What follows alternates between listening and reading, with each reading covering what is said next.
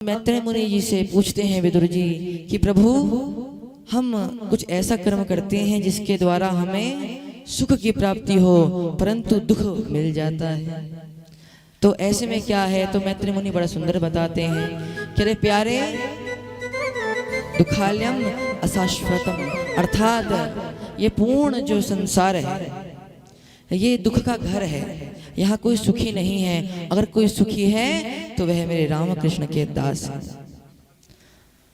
अब विदुर जी को मैत्रेय मुनि व भागवत यह बताती है कि श्रीमद् भागवत अब यह बताने वाली हैं कि इस पूर्ण ब्रह्मांड की रचना कैसे, इस पूर्ण ब्रह्मांड की रचना कैसे।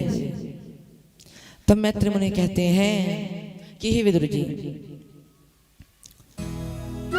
भगवान नारायण शेष शैया पर विराजमान थे। निद्रा में वह भगवान शिव का ध्यान कर रहे थे।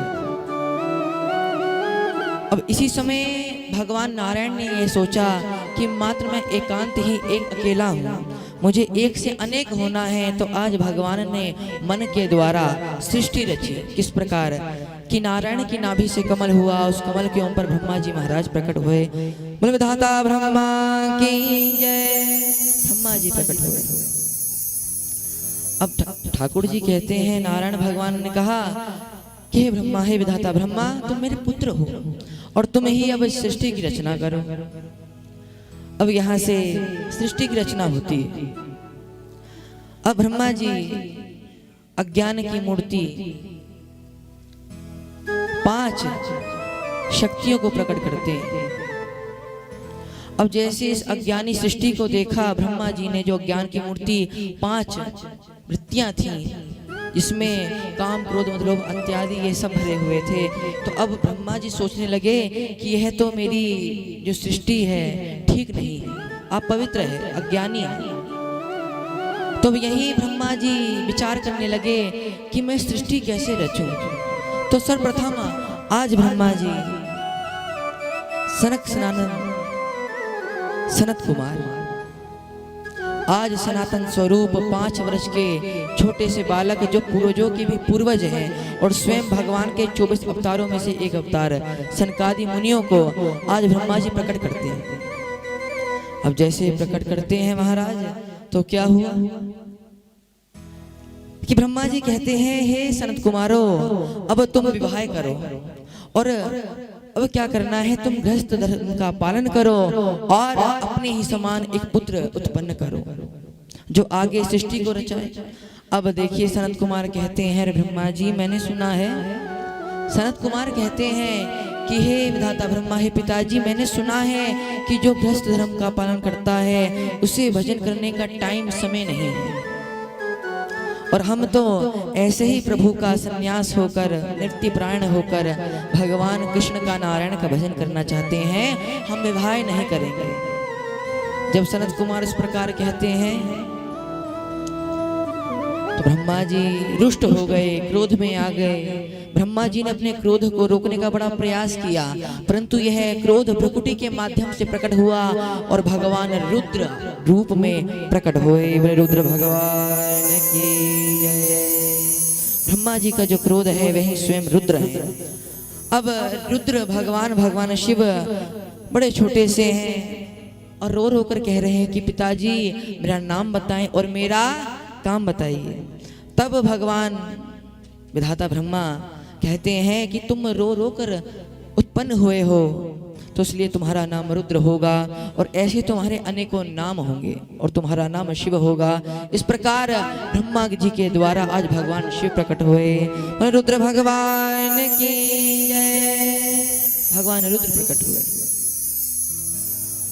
अब क्या हुआ कि भगवान शिव अपने स्वरूप में आए और कहते हैं कि हे विधाता ब्रह्मा, हे पिताजी, मुझे काम बताएं।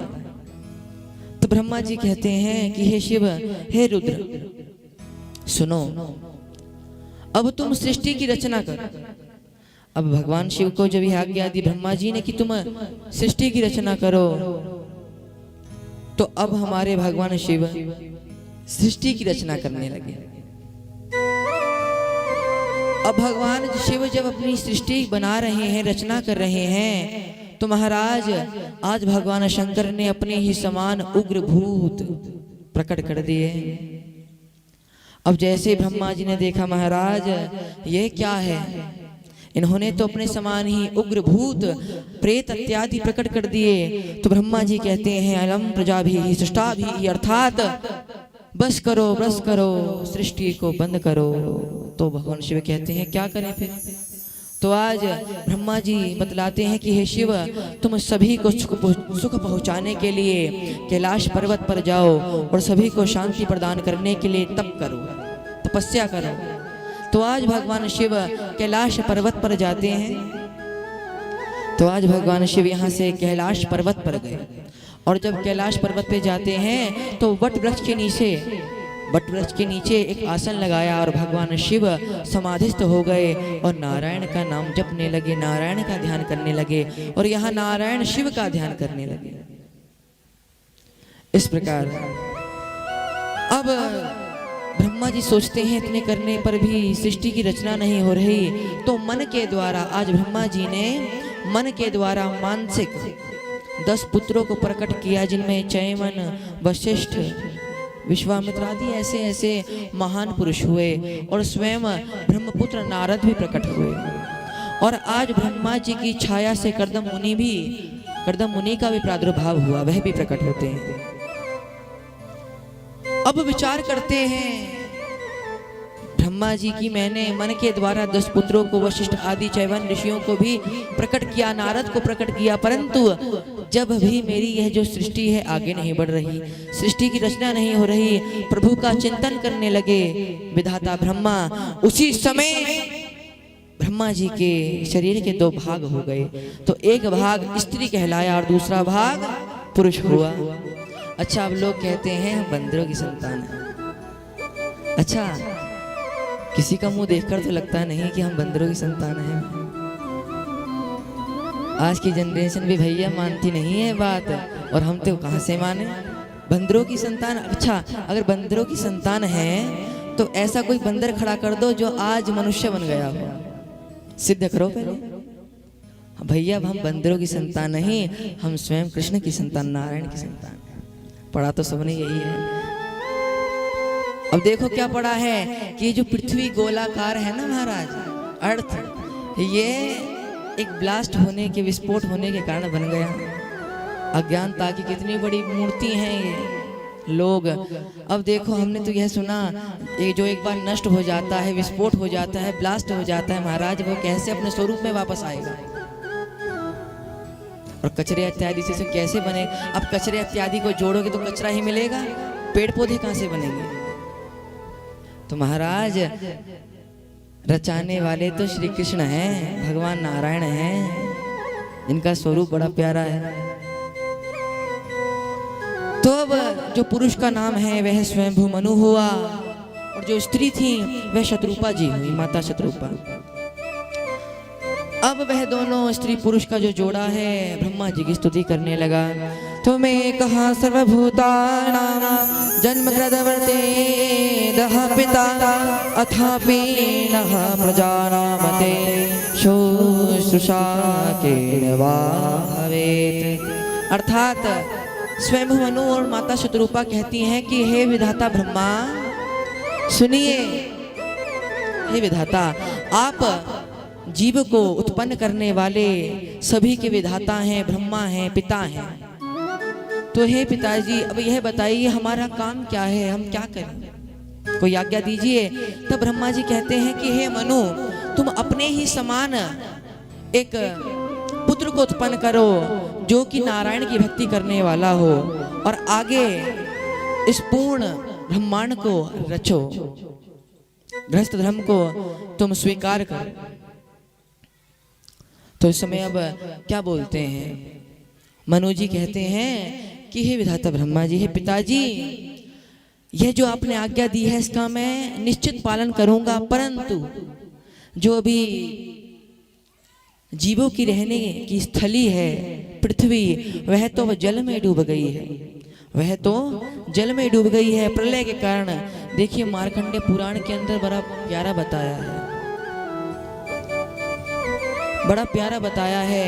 और यही ब्रह्म पुराण की भी बात है कि एक बार जब प्रलय हुई थी तो मार्कंडेय जी तपस्या करने लगे महाराज। अब मार्कंडेय जी तपस्या करने लगे, यहाँ प्रलय हो रही है, प्रलय की अग्नि सभी को जलाते हुए राख कर रही है। तो यहाँ जब ब्रह्मा जी के कहने पर मार्कंडेय जी बड़ा ध्यान कर रहे थे, तपस्या कर रहे थे, उसी समय वह जो प्रलय की अग्नि है वह मार्कंडेय जी को तपाने लगी। जब वह तपाने लगी तो ब्रह्मा जी को एक सामने वट वृक्ष दिखा जो बड़ा ही शीतल था। तो दौड़े दौड़े मार्कंडेय जी जाते हैं और उस वट वृक्ष के नीचे जाकर बैठ गए।